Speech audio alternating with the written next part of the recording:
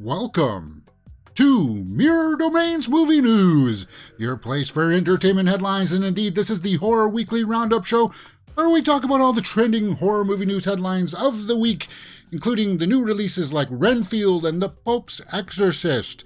We got some Scream headlines to talk about. Some trailers dropped this week too for the last Voyage of the Demeter and Talk to Me. But we start off today's show by talking about Mia Goth and her casting in the new Blade movie and possibly her character being revealed. Mia Goth, as you know, was in the X series with X and Pearl, and now she's going to be in Maxine. Great actress. She was in also Infinity Pool this year, which I admired. And she's going to be in the new Blade movie. And we broke this earlier in the week, but we didn't know which character, and we hypothesized over it, or theorized what could she be playing, and I guess this came over one of the insiders in there that said that she's going to be playing Lilith, the daughter of Dracula, Lilith Drake. Now, this comes from Jeff Snyder over at the Hot Mic Podcast. Okay, yeah, we looked at that possibility this week, and it was kind of like, there's like two Liliths in the Blade universe, right? There's like Lilith, the daughter of Dracula, and then there's like Lilith, the sorcerer, so they have to be very precise when they market this movie to make sure that fans will understand that it's going to be the daughter of Dracula. And we've seen Dracula in the Blade movies before. I just wanted to talk about this again because it's slight confirmation. She's going to be the antagonist by the sounds of it, right? I don't know if she's going to be the main villain, but she's going to be like an antagonist of some sort, and that's fine. She's got broad range. She can do that. And, because she was kind of like, well, she was the villain in Pearl and X and Infinity Pool, so why not? Great actress, though. Great actress. So, that's the speculation. When is Blade going to come out? It was supposed to be coming out next year, right? But, I mean, they haven't even started shooting it, and by the sounds of it, it doesn't even sound like there's like the script is even done. September 6th, 2024 is when Blade's supposed to come out, but I'm highly dubious of that happening. I don't know if that's going to happen. Because, I mean, Blade is going to be one of those ones that will have some CGI in it. There will be some post-production work that has to be done on it. But at least that's a casting that I believe is a step in the right direction. Okay. Radio Silence, guys, is the team that directed the Scream 5 and 6. And why are we going to be talking about Radio Silence? Because those two directors, Matt Bettinelli Open and Tyler Gillette, are going to be helming a new horror movie at Universal. This news broke earlier this week, too. A new horror movie. Actually, from what I hear, it's supposed to be like a creature feature of some kind.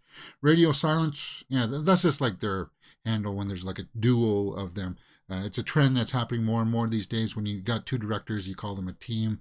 What's their team name? Their team name just happens to be Radio Silence. Let's go back to the days when they were trying to pitch to studios their ideas to movies, and they would hear nothing but Radio Silence. Okay, so what's going to happen here? Universal is keeping the plot details unknown.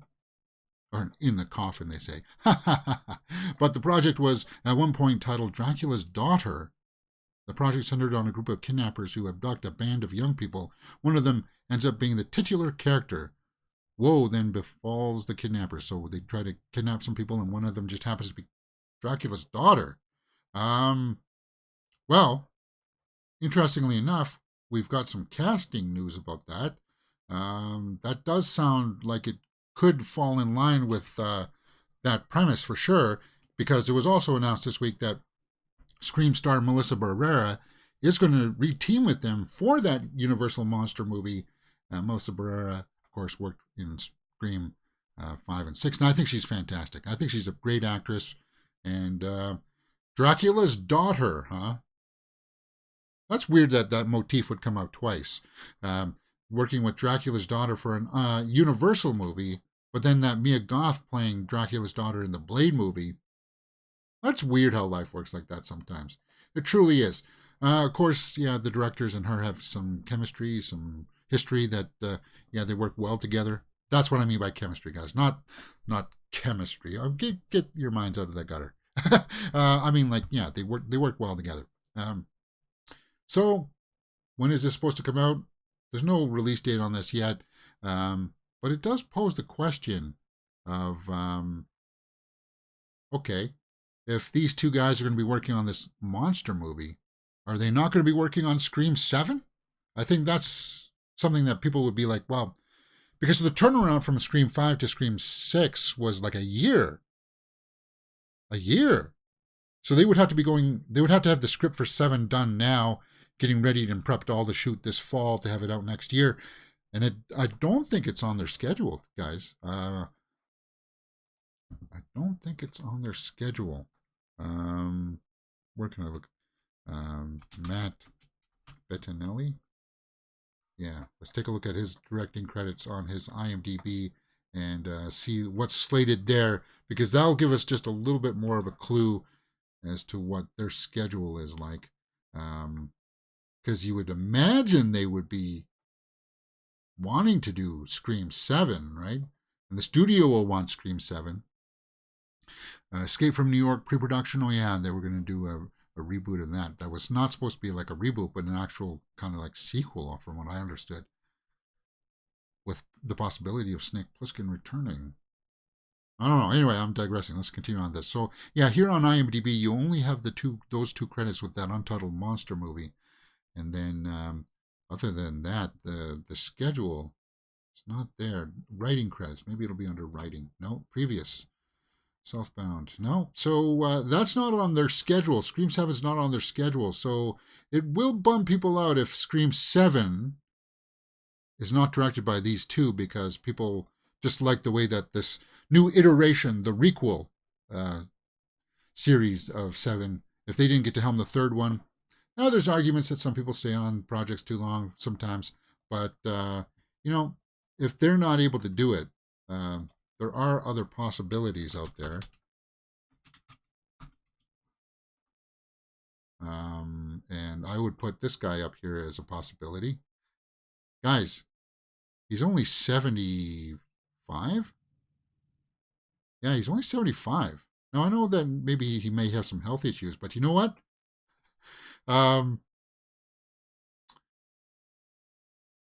Clint Eastwood is like 90, is in his 90s, and he's stepping up to direct another film. And this guy's only 75. I think fans would come around to this. I don't know if he wants to work anymore. That's the thing. That's what I last heard. John Carpenter. But I think that would be kind of cool. Why not? I'd throw that idea out there. John Carpenter directing a Scream movie? Yeah. Why not? Anyway, that's the news from the directing of the Radio Silence team. But there are a few other Scream headlines that we can talk about. Let's get into those. Freddie Prinze Jr. once auditioned for Scream's Billy Loomis. So Freddie Prinze Jr. Auditioned for the Skeet Ulrich role. I guess people are saying Ulrich, right? It's Ulrich. It's not Ulrich. Whatever. Anyway, I guess at a young age, Freddie Prinze Jr. also auditioned for that role. Could he have pulled it off? I'll be brutally honest with you guys. Skeet Ulrich is a better actor than Freddie Prinze Jr. Oh my God, no! You didn't say that. Yeah, no, he doesn't have a whole lot of range. That's why he was never offered a whole bunch of bigger other stuff. I mean, he's a passable actor. He can read the lines, but he's not somebody that you would want to support the entire movie or project on. He had his time. Just curious. I guess he said this. Quote, when I met Kevin Williamson, who doesn't direct but writes, he liked my guardian angel in this business in the beginning. That guy believed in me when very few people did. I love him. Because he also wrote I Know What You Did Last Summer, right? That director? Or that writer? Williamson? Yeah. So he did I Know What You Did Last Summer and Scream. So maybe that's why he was recommended by him to audition for it, right? The guy believed in me. Anything he wrote, if he asked me to come in and read, even if it was lower than other actors quoting, I was like, yeah, bro, I got you. Like I would do anything for Kevin. Okay, so yeah. Like as a favor, he came in and auditioned for it. I think it would be, yeah. I think maybe he would have been passable. I don't know if his chemistry would have worked, though, with Nev Campbell. It would definitely, it's just one of those Elseworld things. And talking about more Elseworld things in the Scream universe, Drew Barrymore teases return as Casey Becker for Scream 7. Yeah, we were just talking about the possibilities for Scream 7. Now, if John Carpenter was directing Scream 7, that's a possibility for them to come together. Because they have worked before together, haven't they? John Carpenter. As a writer, let's get his directing credits. I want to say Firestarter for some reason. No, I don't think he did the first Firestarter, did he? No. What am I thinking of then? What would I be thinking that they worked together before? Not The Fog. Not The Thing. Not Christine. Not They Live. I thought they had. But, well, it would be interesting. What do you guys think about Casey Becker returning? I don't know if that's going to work. I thought it was pretty clear in the opening scene for Scream.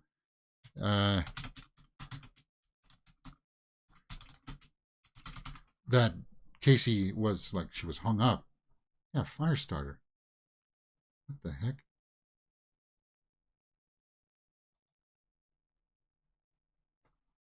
Yeah, why was I thinking of Firestarter? That they had worked there. Maybe he was working on it because Mark Lester directed that version of it, but maybe he wrote the soundtrack for it. Maybe that's it. Maybe music by Tangerine Dream. Yeah. No, that's not it. I'm missing it. Maybe somebody out there knows in the deep lore of what they work together. Just something sounded familiar about that. But yeah, I'm digressing. Now, she was hung. She was stabbed. She's not surviving. And she said, what was her quote there?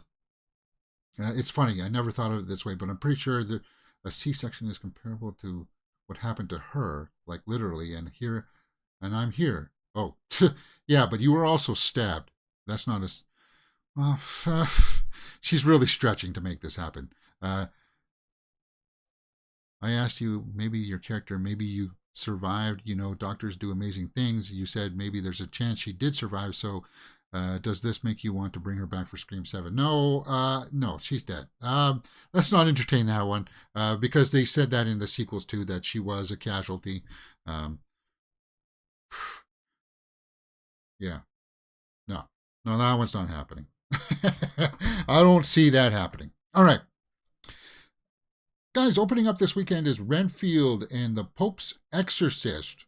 So, I saw the Pope's Exorcist yesterday, and I did my straight out of the theater reaction for that. So let me get set up here for my review for the Pope's Exorcist. And it's going to be spoiler-free, guys. I'm not going to go into a whole bunch of spoilers. I mean... It's an exorcism movie.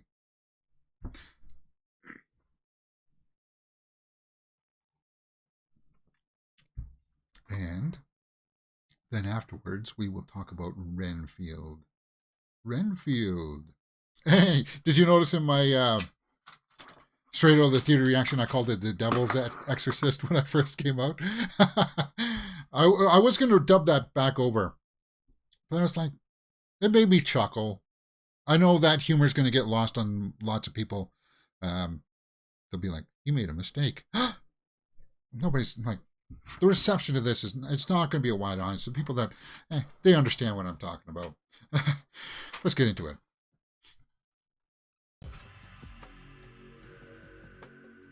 The Pope's Exorcist is out in theaters this weekend, guys, and it stars Russell Crowe as, well, the Pope's Exorcist. And my immediate reaction to it was that it was okay. Now, it was not the best exorcism movie that I've seen, but it was nowhere near the worst. So the synopsis reads, follow Gabriel Amort, the Vatican's leading exorcist, as he investigates the possession of a child and uncovers a conspiracy the Vatican has tried to keep secret. And straight up off the bat, Russell Crowe is a standout here. He chews up the scenery. He carries this film because he's an actor of that magnitude. And every scene that he's in, you're like, this is an exorcism movie, but I'm just really enjoying these other scenes where he's talking with other priests, doing investigations and stuff like that, research and stuff. Somebody said that this was kind of like The Exorcist meets like the Da Vinci Code, because he's like trying to unravel a mystery here as to what's going on. I like that. I like that aspect of the film. Now, it was a touch long. The runtime was 1 hour and 43 minutes. It got a little hokey towards the end. It's a very Hollywood exorcist film, which means that you got people levitating off the ground. You got people being thrown around with wire work and stuff like that. Somebody asked me about the CG. There's not a lot of CG in this. The makeup effects in this are fairly good. Like the young kid that's got like all of his face scratched up and that we've seen in the trailers, he did a good job. The makeup in it was fairly good. The rest of the cast did fairly good too. Alex Esso as the mother stood out to me, and I had to go back right after I saw the movie and was like, who was she? Oh yeah, she was in a bunch of Mike Flanagan stuff, like Haunting a Blind Manor and stuff like that. The other priest, Father Esquibel, Daniel Zovato, did a good job. The Pope, Henry, the young kid. Yeah. Now, it wasn't his voice. It was, they did a dub on him to do all like the demonic stuff. The daughter did a good job. You'll recognize the name of the guy who did the voice. He was Ralph Ineson. He was in like Game of Thrones and The Witch. He was the father in The Witch. And once you recognize his voice in it, it's kind of like, yeah. My impressions of it, that, yeah, it was a interestingly enough good exorcism movie. And I was kind of like, I left the theater and I was like, I could watch another installment with this Father Amorth because of the weight that Russell Crowe brought to that. It would be kind of like the Conjuring universe. You know how the Warrens go on different not missions, but like different cases each time, right? They'll be kind of like him. Like he would go on a different case. I would see another one with him in it. They alluded to it towards the end where it's not kind of like, it was based on a real guy who wrote, like chronicled his ventures into that kind of world and stuff. I liked it for that. But if somebody were to say that it's too Hollywood for me, it's too flashy and too gritty, it kind of pulled me out of it. I would understand that argument, but for me, I was just kind of like, Russell Crowe's taking on material like this, where we are talking about demons, we are talking about angels falling from heaven and stuff like that, which I found cool, which with all of that aspect, I like the story of Lucifer being the most handsome angel and falling from heaven and stuff, being cast out.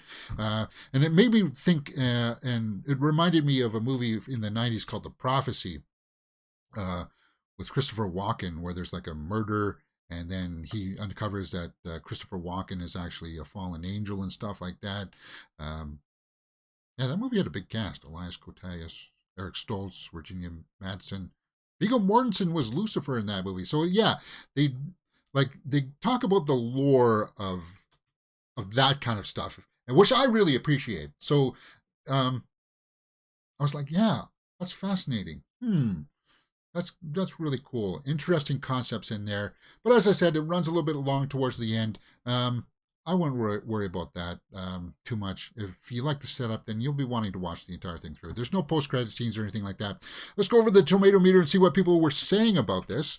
48% by the critics, 86% by the audience. So the audience is going to like this much more than the critics. I'm guessing the critics are going to say things like what I just said, off the cuffs things. So Bloody Disgusting didn't like it.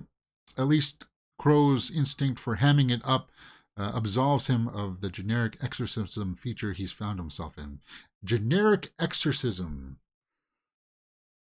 No, I don't know if it was generic because it went beyond just, as I said, the scope of it.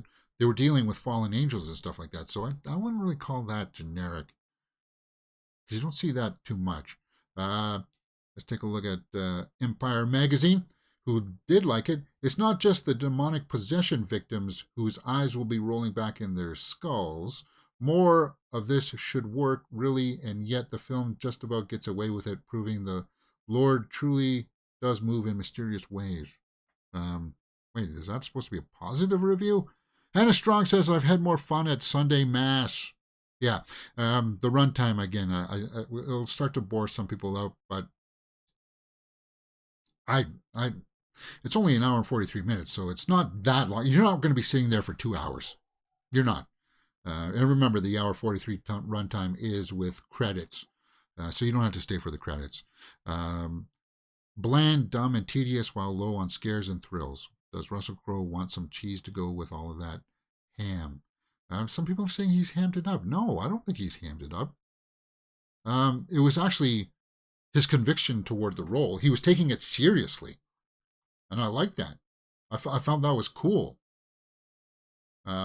Because people do question him and his faith, and he puts them straight, and it's kind of like those scenes, like there's just scenes with him talking with the other cardinals and bishops and stuff like that, and you're just like, that's more interesting to me than like the demonic stuff, like the fighting behind the scenes of like, is it real or is it not real? What should the church be doing and stuff like that?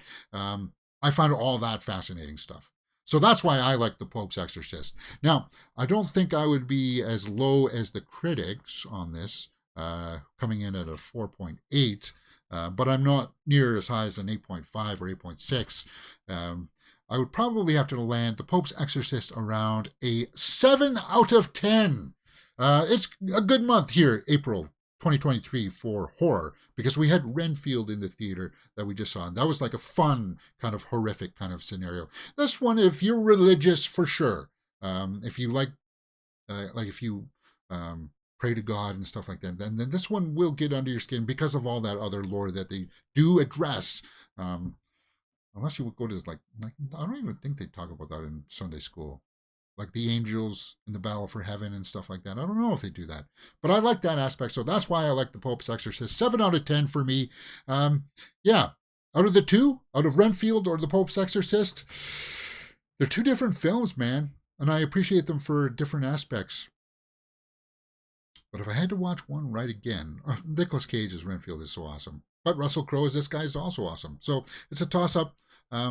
I like them equally. Now, as I said, this is a good month for horror because next week, Evil Dead Rise comes out. So yeah, we are having a good month for horror here in April. I'm looking forward to it. Let me know what you guys thought about the Pope's Exorcist in the comments below. You know, I was going to do the entire review of every time I said the Pope's Exorcist.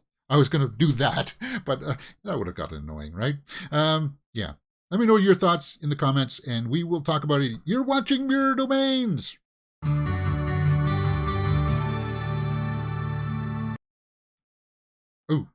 Ooh, that was a little bit loud. Yeah, surprisingly, not a bad film. It's not terrible like some people were saying. I could say this. If you were worried about seeing it in theater, Renfield, I would say go see that first. This is one that you can catch on the streaming service later, and it sucks that I'd be saying that, James. But yeah. But it is worth watching. If you're a horror fan, you're going to watch this. If you are an exorcism fan, you're going to watch this. So there you go. Just wanted to see if there's any other big names here that jump out at me. Deadline Hollywood. I wanted to see if Matt Donato. Okay, so he says Russell Crowe takes on the devil's army with an Olive Garden Italian accent. Actually, I didn't even. Yeah, I'm not Italian, so I don't know what the accents are, if it was close or not. So that aspect was a little bit lost on me. I didn't really care about that as a casual fan. I wanted to see if Perry was up here, but I guess maybe. Sorry, I should have pulled. I was just thinking and hoping that it would be there right at the top if she was on here, because I'm curious to see what she said about it. Maybe it's not up there yet. All right. So, what else is opening up this weekend was Renfield. Let's talk about Renfield. I really enjoyed that. 62% by the critics, 81% by the audience. So, audiences are liking these movies much more than the critics. The thing with the critics is that, yeah, you get people that are like, I don't like horror movies, but I'm going to go watch Renfield and Pope's Exorcist anyway. Here's my review. I didn't like it. So that's pretty much all you're going to get from those people. You have to kind of like reach out to the fan base of people who respect the genre, right? And trust their opinions about it. Yeah, I said Renfield is a silly movie when I came out. Talking about hamming it up. That's exactly what Nicolas Cage does with the Dracula role, but it works because it's Nicolas Cage doing his Nicolas Cage isms. And he takes and again, but he takes it seriously. He doesn't take it as a joke. But we know all the high pitched kind of talking voices that he can do and stuff. It is a good movie, and there's Nicholas Hoult there as the title character, Renfield. A lot of blood in it, a lot of gore, some surprising twists with the story. Dracula, trying to side with some mob bosses? Who would have saw that one coming? But yeah, Nicholas Hoult throws down in this movie. He fights. We just saw him play like a cowardly role in The Menu. But Nicolas Cage is the selling point for Renfield. I had fun with it. I said in my review there for Pope's Exorcist, it's a good month for horror here in 2023 because we got Pope's Exorcist, Renfield, and we are now going to be having Evil Dead Rise next month or next week, right? Aquafina in this was surprisingly good too. She was.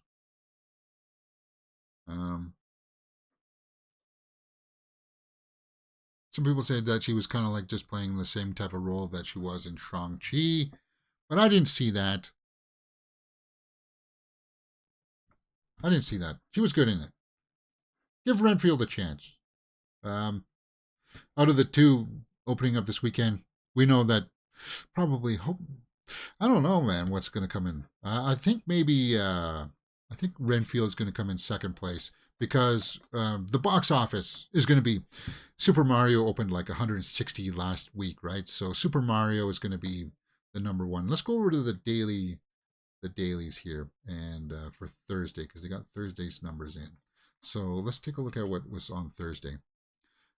Super Mario Bros. Was 9 million on Thursday. Oh, Lord of the Rings Return of the King. Oh, yeah, it had a limited re-release, right, in 1,000 theaters. 20th anniversary event. Now, could that come in second place? Could that beat Renfield or Pope's Exorcist? I don't know.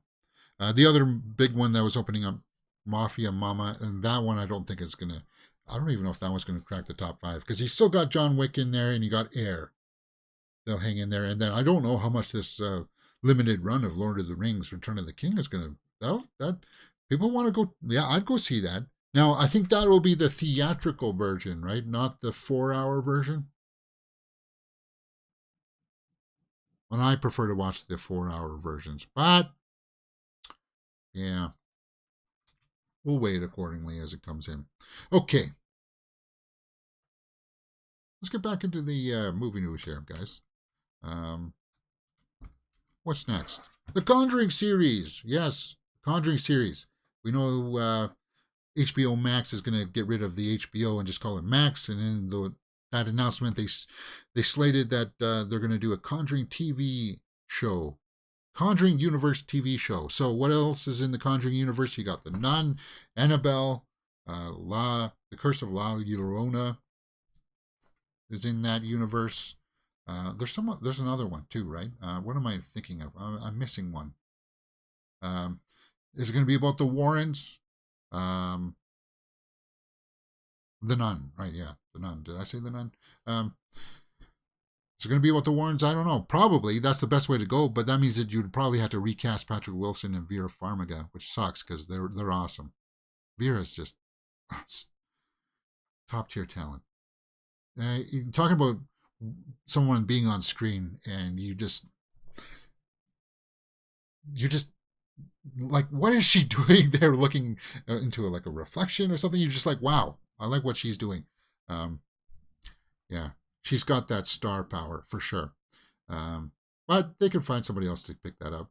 What would the Conjuring series be about? Well, it'd be, if it were about the Warrens, it would be kind of like a case, you know, they would go on a case. I know the big one that they haven't touched yet in the movies, due to rights issues, is the Amityville case. Because the Warrens were involved with that. But because of rights issues with the movies and stuff, Amityville has become kind of its own franchise, so they don't have the rights to use quite that story. But I know that's one that people would love to see them tackle. I like the Conjuring movies when it's with the Warrens. Annabelle, actually, I didn't mind Annabelle Comes Home. Creation was the best one. The first one was trash. The Nun was a little bit mixed. Yeah. La Llorona got me a few times, but that one was shoehorned into the franchise. That one wasn't supposed to be a Conjuring universe one until like much later on. They added in some pickup shoots the ability to tie it in with like, who's that nun in the picture? It was like, who else is that standing there? And you see Valak standing there, right? As well in Annabelle as well. They made those tie-ins too, right? Is that how they did it in Annabelle?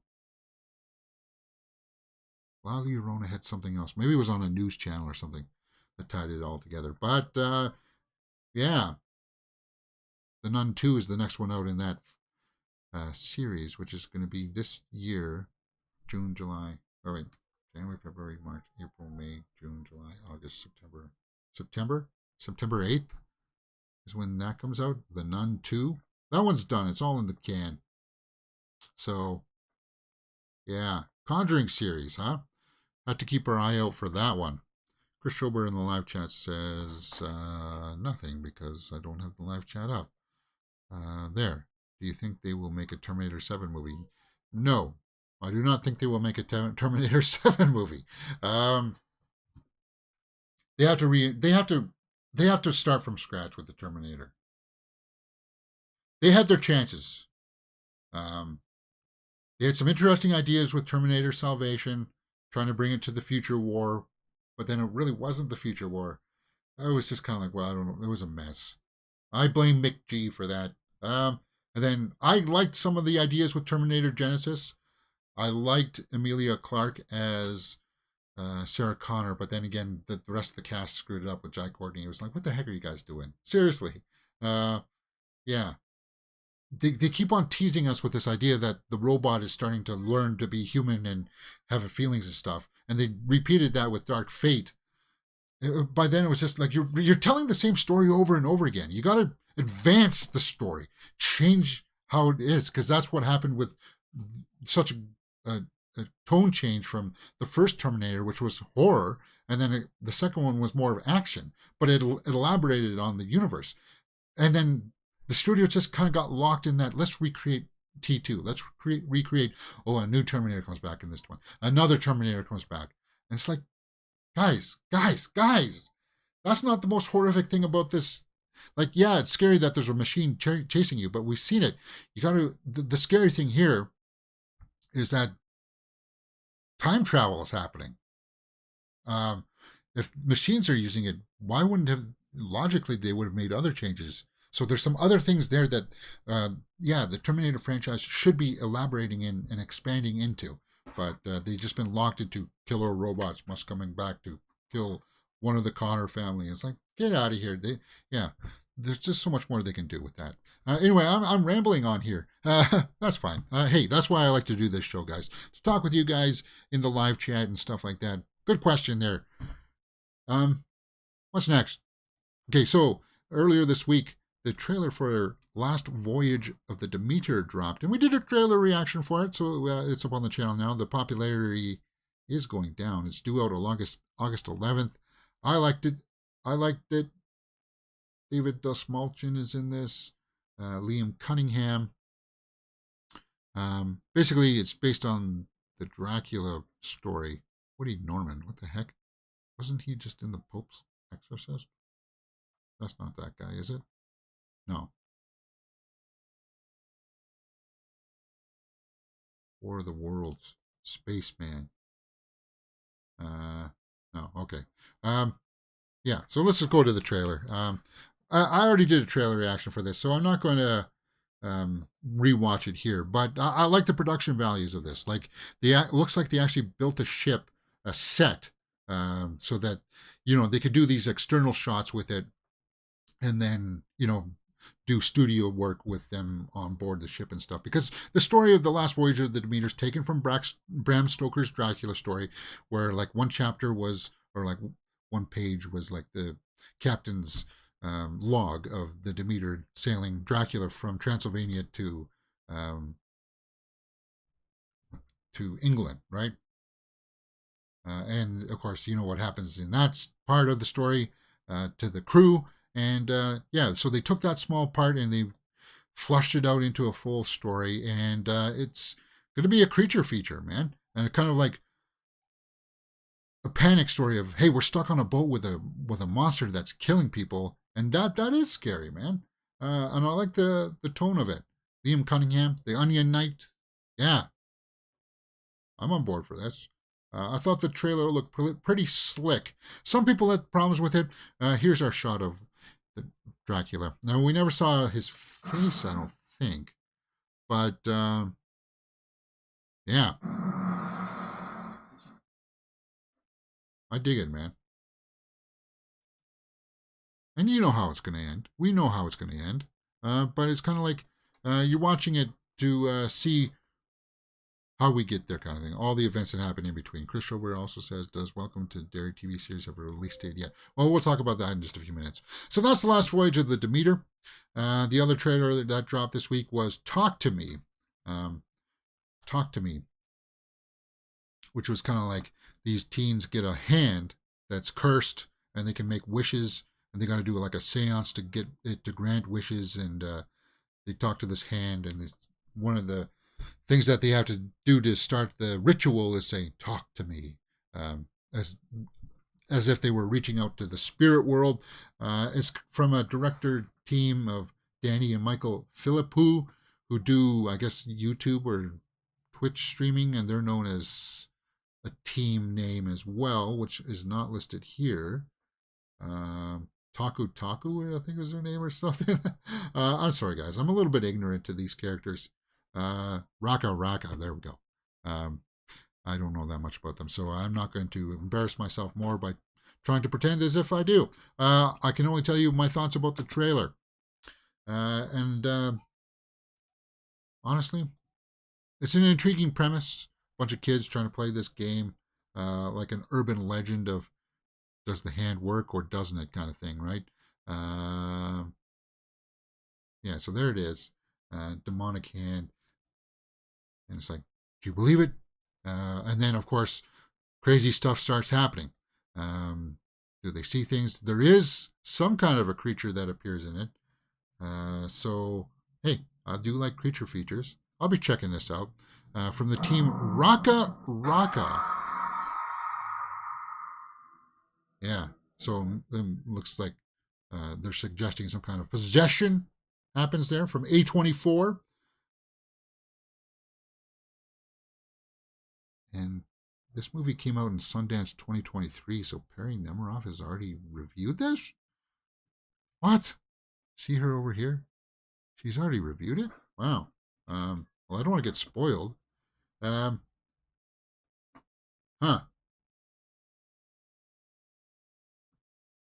A24 touches becomes a new cinematic classic. This work was already applauded at Sundance. Yeah, I don't like these festivals that it's not necessary anymore. Well, I mean it is, but like I don't know. All of the good buzz is going to get worn out by the time this film comes out. Like this came out at Sundance months ago, like a month and a half ago, and comes out later this year. It just loses its momentum.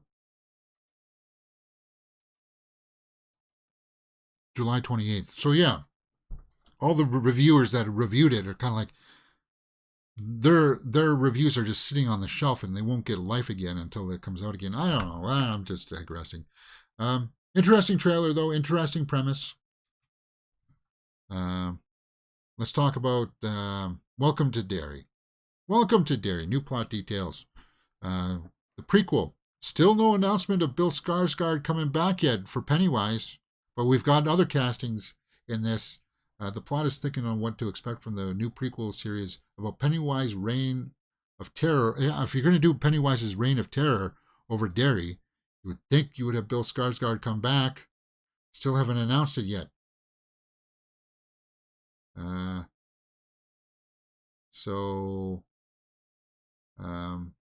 Yeah, we got some new cast. Andy Muschietti is going to come back and direct some of the episodes in this. So they managed to vanquish its real form in the ritual of Chud, setting Derry free and reign in terror. Yeah, we know that. In the upcoming prequel, which will be set in the 1960s, before the events of the first film, will focus on Pennywise and his true origins, which were not explored in the films. Well, yeah, it was sort of explored. Then it came down in a meteorite. What are you talking about? Yeah, 4 kids in a town bordering on an Air Force base with a mysterious special projects bunker search for a friend of theirs who disappeared mysteriously. The definitely alludes to Pennywise's involvement, how it came to reside in Derry. What? Co-direct along Jason Fuchs, the Muschiettis. Yeah. Welcome to Derry plot details. So yeah, we got some details there. Something set in the 1960s. So it's a period piece. Some 4 friends look for somebody who's gone missing, a friend of theirs that has gone missing.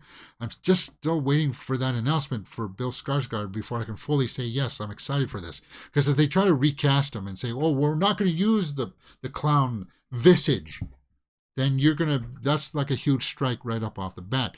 But it's got a big cast that I kind of like. Madeline Stowe, James Remar, Taylor Page, Stephen Ryder, Jovan Adepu, Chris Chalk. So yeah, interesting premise for Welcome to Derry. Still no Skarsgård attached, which I need to hear, which I want to hear. So, 60s period piece for Welcome to Derry. What do you guys think about that? Story details. Sorry, my mouth is getting...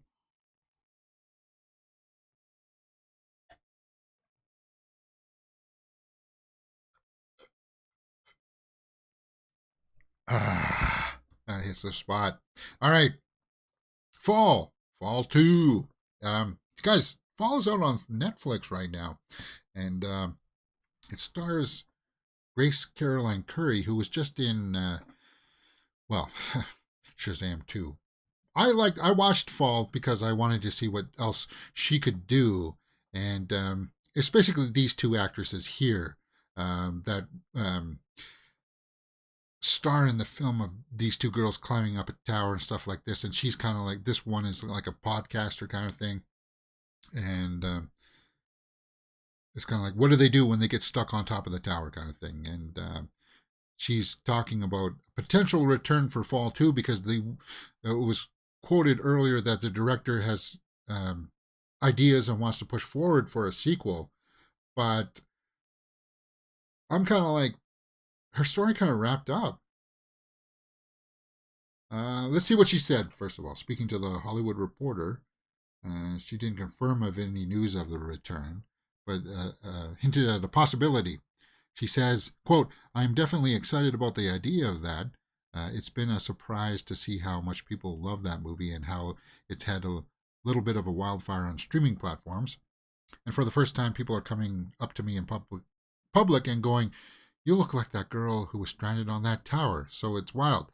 And I don't think we expected to get such a loving response. Yeah. So people like her. Well, guys, she's a star. She's going to be big. And I hope that she gets her opportunities because now that the Shazam has kind of collapsed, cast her as Wonder Woman, man. She looks like she'd be like a Wonder Woman, or make a Tomb Raider series with her. She's got talent, man. The camera likes her. She's got acting assets behind her, and not just things that make you go, right? I mean, yeah, she's got acting talent for sure, and I want to see her do more. Uh, Based on that, would you like what else? You would change the concept of what fall is, which is people being stuck up in a high place. You could do a story of people being stuck up on a high cliffside somewhere. It's just kind of really that happens to her twice. Well, it happened to John McClane in the Die Hard series, so why not? And it's a horror series, guys. It's not really horror. It's kind of more suspense thriller kind of thing. But I guess if you're afraid of heights, it is horrific. Chris Ober asks in the live chat, do you think Jeffrey D. Morgan will be in Fall, the sequel movie? Well, it depends on, because she's older now. She doesn't have to rely on her father for everything. Because he kind of played it up that she was kind of like a late teen, early 20s kind of dependent person, sort of. But anyway, that'll change up for sure. I'll be curious to see what they come up with. Okay. Where are we at? That's pretty much all I got in the can for today, guys. It is 11:47.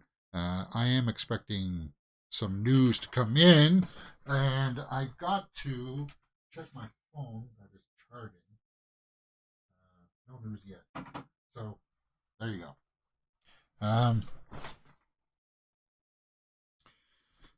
Yeah, let's go over to the Bloody Disgusting and see if there's anything out there headline-wise that perhaps I missed. 8 new horror films releasing this week. Cube, Japanese remake, now streaming on Screenbox. That's an older film. Yeah. Do you see me, Sparky prologue game? Just seeing if anything jumps out at me here. Halloween 3 season of The Witch actress Garn Stevens has passed away. Bummer. Rest in peace. Timber Falls. George A. Romero beaten to death. Yeah, RoboCop reboot franchise. Yeah, that's part of that HBO Max consolidation announcement that they wanted to work on some more RoboCop. Nah, I don't know if that's going to work. 5 Coolest Horror Collectibles by Wes Craven's Swamp Thing. Insidious The Red Door is official title of the 5th movie, Insidious The Red Door. Now that's news. That's news that we're wanting to hear. Because Patrick Wilson there is directing the 5th installment, and it's supposed to be due out this year. And it's going to have Patrick Wilson and Rose Byrne returning, from what I heard, July 7th. Insidious The Red Door. So that... What, you got May, June? They got to get a trailer out for this pretty soon, you would imagine, right? Josh Lambert heads to the east to drop his son Dalton off at an idyllic ivy-covered university. However, Dalton's college dream becomes a nightmare when the repressed demons of his past suddenly return to haunt them both. Oh, so maybe Rose Byrne's just going to be like a small cameo. Is she going to be in this even? I thought she was. Yeah, she is returning, Rose Byrne. Patrick Wilson, though, is taking over directing duties on this one, so I'm curious to see that. This will be Wilson's debut as a director. Yeah. So, Insidious Last Key. Did I see that? That's the one where the key was on the finger, right? Yeah. Ooh. So, yeah, that franchise kind of like... The first one was really scary. The second one was kind of so abstract that it lost its scariness factor for me. With like the underneath world or whatever. The further. Yeah. All right. What else is going on out there? Art the Clown from Terrifier appears in new Pete Davidson's Bupkis series. What? Oh yeah, Bupkis is that series where Pete Davidson had like a mental breakdown on set, right? He had to go to he had to take a leave of absence. because of too much stress. Melissa Barrera joins Radio Silence. Yeah, we knew that. Pope's Exorcist. Shudder picks up Rebecca. Elevator Game. All right. I think that's all we got, guys. Last Voyage of Demeter. I think we covered everything from this week pretty much. I'm sure that there's some smaller horror headlines out there that we missed. But I'm looking forward to next week, because next week we will be talking about Evil Dead Rise. I'll be going to see that in great anticipation. Dead Hot trailer, unscripted Vanessa Hudgens witchcraft movie haunts Tubi this Friday. Wait, Dead Hot is on Tubi this Friday? That's where she goes around like England or something looking at witchcraft stories, right? It's kind of like a vlog series. It's going to be on Tubi. Vanessa Hudgens, huh? Dead Hot trailer. Well, if it's on Tubi, it's free. So if you are a fan of Vanessa Hudgens, you might want to go check that out. I'm sort of a fan of Vanessa Hudgens. Why is this taking so forever to load? All right. YouTube is blocked. What? What do you mean YouTube is blocked? I'm on YouTube. Oh, mercy. Maybe the link is blocked. But if it's on Tubi, you would think that, yeah, see, YouTube is not blocked because I'm watching it right there. Yeah, YouTube's not blocked. Maybe I'll open up Tubi. I'll open up Tubi and see what's going on there. But that's the show for today, guys. That's all I got in the can. What was it called again? Dead Hot. Okay, so I'm opening up Tubi.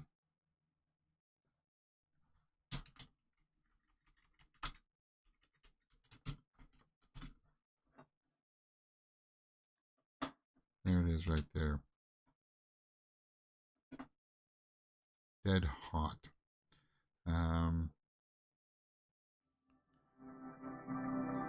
A ghost hunter gone wrong. Students of witchcraft Vanessa Hudgens and Gigi McGree traveled to Salem. Oh, Salem, not the UK. Salem, Massachusetts, to seek out proper mentorship from experts in witchcraft. Well, that's curious.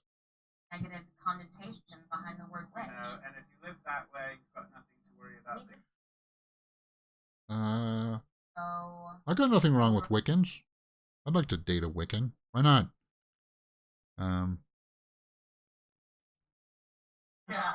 worked so hard. So it's kind of like interviews and stuff like that with real people, right? Vanessa Hudgens. God, yeah, she's. I gotta check out that movie. It's on Tubi. Maybe I'll watch that later this afternoon. Wait a minute, is there a ball game? Yeah, there is. All right. Chris Ober says, I heard that the Mandalorian Season 3, Episode 8 is going to be 38 minutes. That doesn't bother me. That's fine. They pretty much set up that this season is going to end on a huge cliffhanger. I hope maybe they show us Thrawn. Let me pull up my wiki page for Mandalorian. I'm not one of those people that says, the longer the episode, if it's an hour, that means it's good. It's like, I don't understand that, man. I don't understand people like that. Oh, it's only 30 minutes, so it can't be good. It's not a good show if it's only 30 minutes. Like, get out of here with that. Chapter 24. No, I don't have a listing yet for runtime. I'm sure that maybe it was on a subreddit. Did you get that from a subreddit or Star Wars News, maybe? StarWarsNews.net. I'm just seeing if I can pull up my Reddit page here and see if I got that. But Reddit takes so long to load.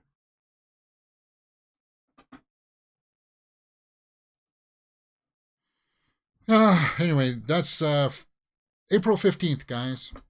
April 15th.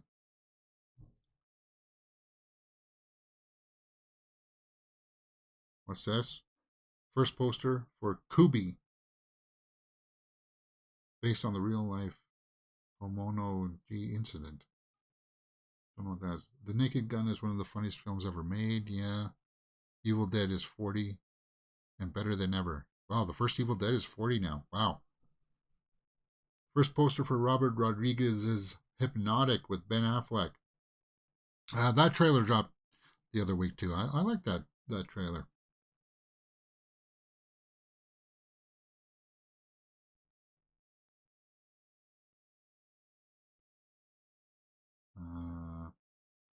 Yeah, I'm not seeing it. Juror number 2 was Clint Eastwood's with Nicholas Hoult and Toni Collette starring.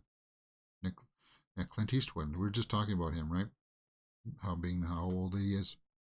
The director of Shadow of the Vampire and The Begotten will be making a new film almost 2 decades after the last one. Really? Huh.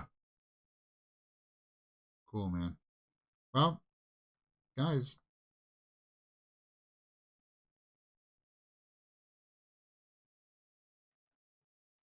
I can't click on those blurred images in case they show some nudity. Because this is Reddit. They can get away with that over here. I think that's pretty much all that broke. I'll go over to the Twitterverse and see if anything else big dropped. It is the weekend. It is warm outside. People are going out camping. People are doing things this weekend. I'm going to be going out and spending some time with family this afternoon, so that's what I'll be doing. Hopefully that's something that you guys will be doing as well. Biggest box office disappointments from 2022. Strange World only made 152 million, or made 152 loss. Amsterdam, Lightyear, Devotion, Babylon, big box office bombs. Amsterdam is the one that I would say go check out. Devotion was that one with Jonathan Majors and Glenn Powell that I would say go check out, but because of what's going on with Jonathan Majors, some people may be turned off with him right now. Lightyear was a huge disappointment. I would say it was boring. Never bothered to watch Strange World. Babylon, I absolutely loathed. It's pretentious. If you look up the word pretentious, you would see the film Babylon right beside it as a definition. Happy birthday, Emma Watson. Oh, it's Emma Watson's birthday today. Cool. Hermione. I hope she doesn't retire from acting. She's got a screen presence. You know what really maybe turned her off was that all that stuff with Beauty and the Beast, which is why I put that in the poll. I'm going to put that in the poll. Her version of Beauty and the Beast, because people really got on her for her singing abilities. And I was like, she's a good actress. She is. But she's taking time off now, so I hope she doesn't retire. Happy birthday anyway, Emma Watson.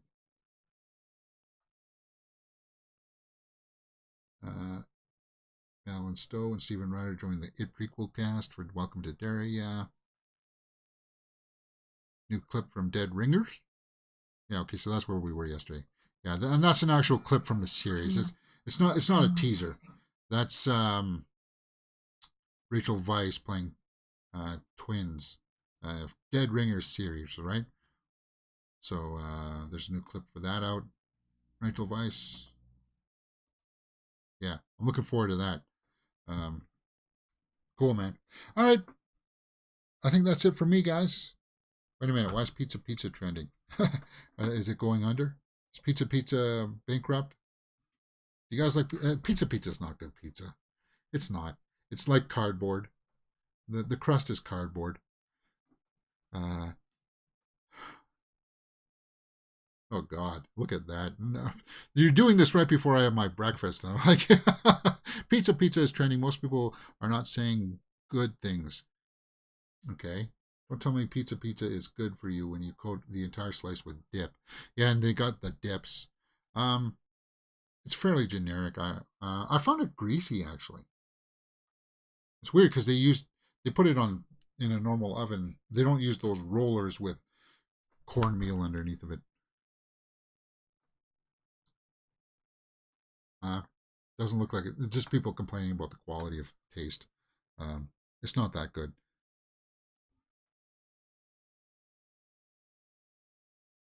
Whatever. There you go. Pizza.